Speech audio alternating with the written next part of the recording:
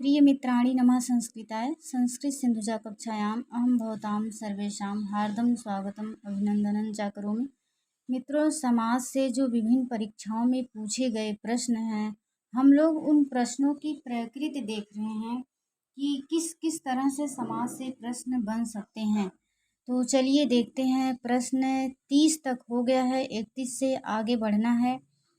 तो देखते हैं किस किस तरह के प्रश्न पूछे गए हैं। तो 31वां प्रश्न है, रूपस्य योग्यम इससे बनता है। 4 विकल्प दिया गया है और इसमें से एक आपका उत्तर होगा। ए है यथारूपम, और बी है प्रतिरूपम, सी है अनुरूपम, डी है अतिरूपम। तो 31 का क्या सही होगा? 31 का सी सही होगा। पूछा जा रहा है रूपस्य योगम इससे बनता है अनुरूपम। विकल्प सी सही होगा, अनुरूपम। रूपस्य योगम इससे बनता है अनुरूपम। अगला प्रश्न है, अनुरूपम इत्यस्य पदस्य विग्रह वर्तते। ए है रूपस्य प्रति, बी है रूपस्य योग्यम, और सी है रूपस्य सादृश्यम, डी है रूपस्य पश्चात। तो 32 का क्या सही होगा? तो 32 का बी सही होगा, रूपस्य योगम। अनुरूपम इत्यस्य पदस्य विग्रह वर्तते रूपस्य योग्यम। तो क्या सही होगा? 32 का बी सही होगा। चलते हैं प्रश्न संख्या 33 को देखते हैं। यथारूपम पद में समास है। ए है अव्ययी भाव, बी है द्विगु, सी है द्वंद्व, और डी है बहुव्रीहि। तो बताइए यथारूपम पद में समास है। यथारूपम पद में कौन सा समास है? तो यथारूपम पद में अव्ययी भाव समास है। आप लोग देख सकते हैं कौन सा प्रश्न किस परीक्षा में पूछा गया है। यह यूजीसी नेट 25 कोड से 1999 का प्रश्न है, और यही नहीं, पता नहीं कितनी परीक्षाओं में पूछा जा चुका है। चलिए प्रश्न संख्या 34 है, एतेषु को अव्ययी भाव समासः। ए है अनस्वः, और बी है नख भिन्नः, सी है यथाशक्ति, और डी है पंचगमम। एतेषु को अव्ययी भाव समासः। इनमें से किसमें अव्ययी भाव समास है बताना है। तो किसमें अव्ययी भाव समास है? यथाशक्ति में। विकल्प सी सही होगा, यथाशक्ति। यथाशक्ति में क्या है? अव्ययी भाव समास है। अगला प्रश्न है, प्रश्न संख्या 35 है। प्रश्न संख्या 35 है, यथाशक्ति में समास है अथवा यथाशक्ति इत्यत्र कः समासः। यथाशक्ति में कौन सा समास है? ए है तत्पुरुषः, बी है बहुव्रीहि, सी है अव्ययी भावः, डी है द्विगुः। तो यथाशक्ति में कौन सा समास है? सभी को पता होगा, यथाशक्ति में अव्ययी भावः। यथाशक्ति में कौन सा समास है? अव्ययी भावः समास है। विकल्प सी सही होगा। चलते हैं हम लोग प्रश्न संख्या 36 पर। प्रश्न संख्या 36 है, यथाशक्ति इति समस्त पदस्य विग्रह भवति। यथाशक्ति के समस्त पद का विग्रह बताना है।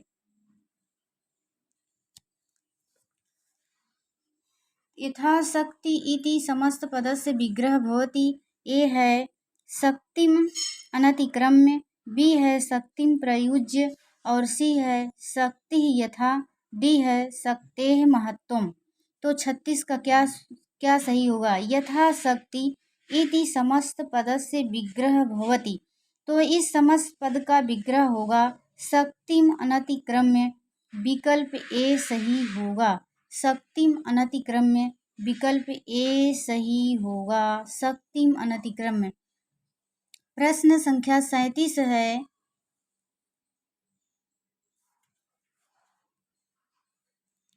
यथारुचि में समास है। यथारुचि में समास है। ए है तत्पुरुष, बी है बहुव्रीहि, सी है अव्ययी भावः, डी है द्वंद्व। तो यथारुचि में कौन सा समास है? यथारुचि में क्या है?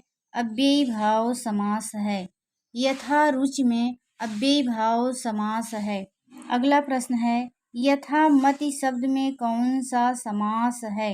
ए है अव्ययी भाव, बी है बहुव्रीहि, सी है तत्पुरुष, डी है द्वंद्व। तो क्या सही होगा? यथामति शब्द में कौन सा समास है? तो कौन सा समास है? अव्ययी भाव समास है। अगला प्रश्न है निम्नलिखित में से यथाविधि का सही समास कौन सा है? ए है अव्ययी भाव, बी है तत्पुरुष, सी है कर्मधारय, डी है बहुव्रीहि। निम्नलिखित में से यथाविधि का सही समास कौन सा है? तो यथाविधि में कौन सा समास है? अव्ययी भाव समास है। यथाविधि में कौन सा समास है? अव्ययी भाव समास है। अगला प्रश्न है अधिहरि यह समास इस अर्थ में है। अधिहरि यह समास इस अर्थ में है।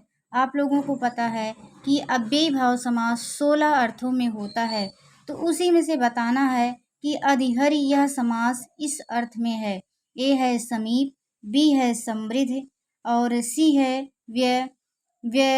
वैरिद्धि और डी है विभक्ति। तो 40 का क्या सही होगा? अधिहरि यह समास इस अर्थ में है। तो किस अर्थ में है? ए है समीप, बी है समृद्धि, बी है वैरिद्धि और डी है विभक्ति।